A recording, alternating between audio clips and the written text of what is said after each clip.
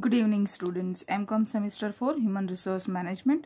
So all of you, today what we are going to do, हम आज ये करेंगे कि HRM के 2021 और 2020 के जो MCQs है वो उसे हम आज सॉल्व करेंगे। मैं दोनों ही मीडियम इंग्लिश और गुजराती दोनों में उसके आंसर समझा दूंगी। आपको थोड़ा बहुत एक्सप्लेनेशन नीडेड होगा जहाँ पर वहाँ पर वो भी दे दूंगी। 2019 में आपका ये सब्जेक्ट था ही नहीं HRM। 2019 में there was one subject called risk management. So 2019 में रिस्क मैनेजमेंट था, तो वो पेपर हम नहीं करेंगे। सो 20 और 2021 यानी कि दो साल के पेपर हम आज सॉल्व करेंगे। लॉन्ग क्वेश्चंस के आईएमपी में दो वीडियो बना चुकी हूँ, जिसमें पार्ट वाइज मैंने दिया हुआ है। पहले वीडियो में 2 यूनिट और सेकेंड वीडियो में बाकी के 2 यूनिट इस तरह से आईएमपी दिए हुए हैं। तो आज का हमारा काम है only MCQs। Okay, let's start. The first MCQ, which is from July 2021 question paper, 50 marks question paper, और any 5 लिखने हैं, 10 marks हैं, यानी 2 marks का एक MCQ है। Let's start. All aspects of training and development in international organization are affected by all the following except, यानी कि ट्रेनिंग और डेवलपमेंट कोई भी इंटरनेशनल ऑर्गेनाइजेशन में जो होती है वो सिर्फ कुछ ही चीज़ों से इफेक्टेड होती है। तो नीचे 4 ऑप्शन दिए हैं, उनमें से किससे इफेक्टेड नहीं होती है, यानी कौन असर नहीं करता है ट्रेनिंग एंड डेवलपमेंट को in international organisation. Okay, MCQ के बारे में मैं I want to tell you guys कि MCOM के MCQ खास करके HRM के इवन मैनेजमेंट अकाउंटिंग के आपको ध्यान से पढ़ने हैं, बिकॉज समटाइम्स यू फील कि इसका आंसर ये भी आ सकता है और ये भी आ सकता है। ओके, तो यहाँ पर आंसर आएगा फाइनेंशियल कॉस्ट, यानी कि फाइनेंशियल कॉस्ट एक ऐसा ऑप्शन है जो ट्रेनिंग और डेवलपमेंट को किसी भी तरह से असर नहीं करता, वेदर वो इंटरनेशनल ऑर्गेनाइजेशन हो या फिर नेशनल ऑर्गेनाइजेशन। इसका कहने का मतलब ये है कि कल्चरल डिफरेंस तो बट ऑब्वियस है कि होगा ही, डाइवर्सिटी ऑफ वर्क फोर्स है वो भी अफेक्ट करेगा, लैंग्वेज डिफरेंसेस है वो भी अफेक्ट करेगा, लेकिन फाइनेंशियल कॉस्ट नहीं करेगा, क्योंकि वो तो वैसे ही होनी है, चाहे आप इंटरनेशनल ऑर्गेनाइजेशन हो, चाहे आप नेशनल डोमेस्टिक लेवल पर काम करते हो। ट्रेनिंग एंड डेवलपमेंट में फाइनेंशियल कॉस्ट तो होने ही वाली है। बाकी तीनों चीज़ों डेफिनेटली असर करेगा, क्योंकि इंटरनेशनल ऑर्गेनाइजेशन होगा तो कल्चरल डिफरेंसेस ज़्यादा होंगे, डाइवर्सिटी ऑफ वर्क फोर्स होगा, अलग अलग लैंग्वेजेस होते हैं, तो उसको भी आपको कोप अप करना पड़ेगा। समझ में आया? चलिए, second is HRM helps to improve. HRM किसे इम्प्रूव करने में हेल्प करता है? तो the right answer is productivity, production, profit and power. ये सब तो डेफिनेटली आपका बढ़ना और कम होना जायज़ है, लेकिन ह्यूमन रिसोर्स मैनेजमेंट इसीलिए आया हुआ है ताकि वो प्रोडक्टिविटी को इम्प्रूव करे, यानी कि जो भी रिसोर्सेज है उसका मैक्सिमम यूटिलाइज करके आप अपनी प्रोडक्टिविटी बढ़ाए। Number 3, mister Wright and Snell made important contribution to growth of. Wright और स्नेल है, उन्होंने सबसे ज्यादा कंट्रीब्यूशन किस चीज के लिए दिया, किसकी ग्रोथ के लिए दिया? तो right answer is business oriented model, यानी कि बिजनेस ओरिएंटेड मॉडल है उसके लिए मिस्टर राइट एंड स्नेल ने कंट्रीब्यूशन दिया हुआ है। With which matter job design is not connected. इनमें से कौन है जिसके साथ जॉब डिजाइन कनेक्टेड नहीं है? Job simplification, job enlargement, job enrichment and job control. The right answer is job control. Why? Because job design simplification से connected है। सिंप्लीफिकेशन मतलब आप आसान करें पूरी प्रोसेस को, तो डेफिनेटली डिजाइन से कनेक्टेड है। एनलार्जमेंट यानी आप एक ही लेवल पर बहुत सारे काम कर रहे हो, तो डेफिनेटली जॉब डिजाइन से कनेक्टेड है। जॉब एनरिचमेंट, आप अपने काम को और एनरिच्ड कर रहे हैं, तो that is also connected with job design. Job control, उसका जॉब डिजाइन से कोई लेना देना नहीं है। Job control is one of the important aspect of your HRM। चलिए, which is not a technique of organisational development. इनमें से कौन है जो ऑर्गेनाइजेशनल डेवलपमेंट की टेक्निक नहीं है? डेमोक्रेटिक लीडरशिप, बाकी तीनों है। Which matter is not related with the importance of training. इसमें से कौन है जो ट्रेनिंग के इम्पोर्टेंस से रिलेटेड नहीं है? क्वालिटी कंट्रोल डेफिनेटली है, इन्वेंटरी कंट्रोल डेफिनेटली है, वेस्टेज कंट्रोल डेफिनेटली है।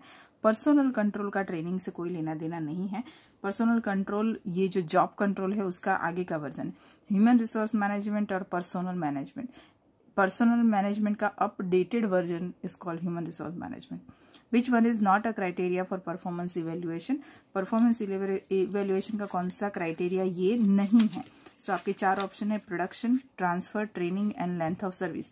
आपको परफॉर्मेंस इवेल्युएट करना है तो उसका क्राइटेरिया ट्रांसफर नहीं हो सकता, उसका क्राइटेरिया प्रोडक्शन हो सकता है, ट्रेनिंग हो सकता है, लेंथ ऑफ सर्विस हो सकता है, लेकिन ट्रांसफर का और इवेल्युएशन का कोई लेना देना नहीं है। Who is not responsible for employ welfare facilities. ये एमसीक्यू बहुत बार पूछा गया है, बहुत बार यानी 2 बार है ये आपका पेपर, तो 2 बार पूछा गया है। कौन है जो एम्प्लॉय वेलफेयर फैसिलिटी से उसका कोई लेना देना है, रिस्पॉन्सिबल नहीं है? ट्रेड यूनियन डेफिनेटली है, सेंट्रल गवर्नमेंट ऑब्वियसली है, एम्प्लॉयर जिन्होंने आपको जॉब दी है उनका तो लेना देना है ही वेलफेयर फैसिलिटी से। सोसाइटी यानी कि वो लोग जो कनेक्टेड नहीं है एम्प्लॉय से डायरेक्टली, उनका कोई रिस्पॉन्सिबिलिटी बनती नहीं है।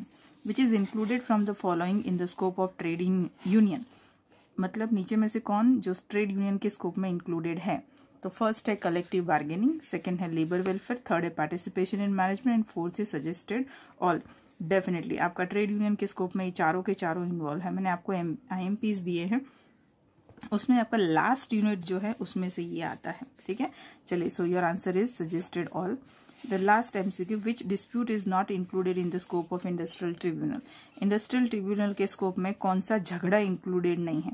वर्किंग आवर्स का, पेमेंट ऑफ वेजेस का, प्रमोशन एंड ट्रांसफर का, कि बोनस प्रॉफिट शेयरिंग का? तो प्रमोशन ट्रांसफर का इंडस्ट्रियल ट्रिब्यूनल के उसमें कोई जगह नहीं है, बिकॉज ये जो डिस्प्यूट्स है प्रमोशन एंड ट्रांसफर, वो ऑर्गेनाइजेशन के अपने खुद के, हर एक organisation has their own problem about promotion and transfer, because each and every organisation has their own policy, उनकी खुद की पॉलिसी होती है, इसलिए इसका इंडस्ट्रियल ट्रिब्यूनल में कोई लेना देना नहीं है। ओके, ये मैं फटाफट आपको गुजराती में इसके आंसर बता देती हूँ। इन द फर्स्ट केस आपका जो आंतरराष्ट्रीय संस्था में तालीम और विकास पर असर नहीं करनार परिबळ आर्थिक પડતર બધામાં થાય, ભલે તમે આંતરરાષ્ટ્રીય સંસ્થા હોય કે પછી દેશની હોય, પણ એ તો હોય જ, એટલે એ કોઈ એની પર અસર ના કરે, બાકીના 3 ડેફિનેટલી કરે। માનવ સંસાધન સંચાલન ખાલી જગ્યા વધારવામાં મદદ કરે છે, ઉત્પાદકતા, એટલા માટે જ માનવ સંસાધન સંચાલન અસ્તિત્વમાં છે। મિસ્ટર રાઇટ અને સ્નેલે મહત્વનો ફાળો શેમાં આપ્યો છે? તો મિસ્ટર રાઇટ અને સ્નેલે મહત્વનો ફાયદો આપ્યો છે ધંધાકીય કેન્દ્રીકરણ મોડલમાં। સી, કાર્યરચના નીચેના પૈકી કઈ બાબત સાથે સંકળાયેલ નથી? કાર્ય અંકુશ સાથે। સરલીકરણ, વિસ્તૃતીકરણ અને સમૃદ્ધિકરણ, એ બધામાં તો જોબ ડિઝાઇન એટલે કે કાર્યરચનાની ખાસ જરૂર છે। વ્યવસ્થાતંત્રીય વિકાસ માટે કઈ પદ્ધતિ નથી? તમારો ઓર્ગેનાઇઝેશનલ ડેવલપમેન્ટ હોય તેમાંથી કઈ પદ્ધતિ એમાં આવતી નથી? તો એનો આન્સર આવે છે લોકશાહી નેતૃત્વ, એની પદ્ધતિ નથી। કઈ બાબતને તાલીમથી લેવા દેવા નથી? તો ગુણવત્તા નિયંત્રણને છે, માલના સ્ટોકને નિયંત્રણ છે, બગાડ નિયંત્રણને છે, ખાલી કર્મચારી નિયંત્રણને તાલીમથી લેવા દેવા નથી। નીચેના પૈકી કયું માપદંડ એ કામગીરી મૂલ્યાંકન માટેનું માપદંડ નથી? તો ઇટ ઇઝ બદલી, ટ્રાન્સફર, કારણ કે બાકીના બધા માપદંડ યોગ્ય છે। નીચેના પૈકી કર્મચારી કલ્યાણ સુવિધા માટે કોણ જવાબદાર નથી? સમાજ એ સીધી રીતે સંકળાયેલ નથી, એટલા માટે। મજૂર સંઘના કાર્યક્ષેત્રમાં નીચેના પૈકી કોનો સમાવેશ થાય છે? મજૂર સંઘના કાર્યક્ષેત્રમાં નીચેના પૈકી કોનો સમાવેશ થાય છે? તો સામૂહિક સોદાગરી, મજૂર કલ્યાણ, સંચાલન વહીવટમાં હિસ્સો અને બધાનો સમાવેશ થાય છે। ઔદ્યોગિક ન્યાયપંચના કાર્યક્ષેત્રમાં નીચેના પૈકી કઈ તકરારનો સમાવેશ થતો નથી? બઢતી અને બદલીનો સમાવેશ નથી થતો, કારણ કે બઢતી અને બદલી દરેક ઓર્ગેનાઇઝેશનની અલગ અલગના નિયમો પર ટકેલી હોય છે, એટલે એનો આમાં સમાવેશ થાય નહીં। ઓકે, સો આ 2021ના જે પેપર પ્રમાણે मैंने आपको MCQ समझा दिए in English and in Gujarati both. Now let's do our next paper September 2020। IMP question मैंने इसके बेस पर आपको दे दिए हैं। Now let's start MCQ। First of all in English medium, कौन से रिपीट हो रहे हैं वो भी देखें, 2 साल है फिर भी रिपीट हो रहे हैं। HRM as practised by multinational organisation is called international HRM। International HRM जो है वो मल्टीनेशनल ऑर्गेनाइजेशन जो होती है वो प्रैक्टिस करती है। What is good and bad और राइट एंड रॉन्ग और has to deal with duty and obligation is referred to as ethics. बहुत ऑब्वियस है, सही गलत, सच्चा झूठा, and talking about duty and your responsibilities, वो सब किस में आता है? एथिक्स में आता है। विच is not included in external factors affecting HR। Human resource के एक्सटर्नल जो फैक्टर्स हैं उसमें कौन नहीं है? ट्रेड यूनियन, ट्रेंड और fashion, production process and trade cycle. Trade union, trend and trade cycle ये तीनों एक्सटर्नल है, प्रोडक्शन प्रोसेस आपकी खुद की इंटरनल प्रॉब्लम है। Which matter is not indicating the requirement of training, इनमें से कौन है जो ट्रेनिंग की रिक्वायरमेंट नहीं दिखाता है? तो टेक्निकल प्रोग्रेस डेफिनेटली, ट्रेनिंग की ज़रूरत है। जॉब सेटिस्फैक्शन, डेफिनेटली ट्रेनिंग की ज़रूरत है। कई बार आपको काम अच्छे से करना नहीं आता, ये भी एक वजह हो सकती है that you are not satisfied. समझ में आया? Then increasing productivity, of course training is required. Financial reward है जिसमें आपको कोई ट्रेनिंग की ज़रूरत नहीं है। Which matter is not related with the importance of training, ये पर्सनल कंट्रोल हमारा आगे 2021 में भी रिपीट हुआ। Okay, then who can not be an evaluator of performance, इनमें से कौन है जो परफॉर्मेंस को इवेल्युएट करने के लिए नहीं है, वो लोग नहीं कर सकते। कस्टमर्स, डेफिनेटली आपके कस्टमर्स आपको इवेल्युएट करेंगे। सुपरवाइजर, डेफिनेटली वो इवेल्युएट करेंगे। पीयर ग्रुप्स यानी वो लोग जो आपके समकक्ष है, वो लोग जो खास स्पेसिफाइड नॉलेज रखते हैं, तो वो भी करेंगे। तो who can not be an evaluator performance, traders. मैंने गलती से राइट मार्क तीनों में कर दिए, traders is the right answer. Right answer, ये लोग कोई परफॉर्मेंस इवेल्युएट नहीं करेंगे क्योंकि वो आपकी तरह ही बिजनेस कर रहे हैं, ट्रेडर्स हैं, हो ना, suppliers of material and all that, तो वो लोग नहीं करेंगे। The last one on this page, canteen facilities must be available in the factory where more than employees are working। ये काफी इंटरेस्टिंग है। कैंटीन फैसिलिटी उन्हीं जगह पे मिल सकती है जहाँ पर कितने से ज्यादा एम्प्लॉयज काम करते हैं, and your right answer is 250। 250 से ज्यादा अगर कर्मचारी काम करते हैं तो ही training facility is available. Now MCQ number 8, who can never be responsible for employee welfare facilities, again repeated, society। In the concept of industrial relation, mainly relation with whom is included। Industrial relation में किसकी relation की बात करते हैं? Employees की, company के मालिक की एम्प्लॉयज के साथ। विच is not included in the economic causes of industrial disputes. इनमें से कौन है जो इंडस्ट्रियल डिस्प्यूट तो है लेकिन इकोनॉमिक रीजन की वजह से नहीं है? तो wages economic, bonus economics, DNS allowances, DA short form is DA, इसी नाम से फेमस है, ये भी है। तो वर्किंग कंडीशन जो है that is not an economic cause, that is definitely a cause of industrial dispute but not an economic cause. Okay, चलिए फटाफट से गुजराती में भी एक बार देख लेते हैं। सबसे पहला, बहुराष्ट्रीय कंपनियों द्वारा અમલી માનવ સંસાધન સંચાલનને ખાલી જગ્યા તરીકે ઓળખવામાં આવે છે આંતરરાષ્ટ્રીય માનવ સંસાધન સંચાલન। સારું, ખરાબ, સાચું, ખોટું, ફરજ અને જવાબદારી એ કોની સાથે સંકળાયેલ છે? નીતિશાસ્ત્ર। માનવ સંસાધનને અસર ન કરતું હોય તેવું બાહ્ય પરિબળ કયું? ઉત્પાદન પ્રક્રિયા। બાકી બધા બાહ્ય પરિબળ છે।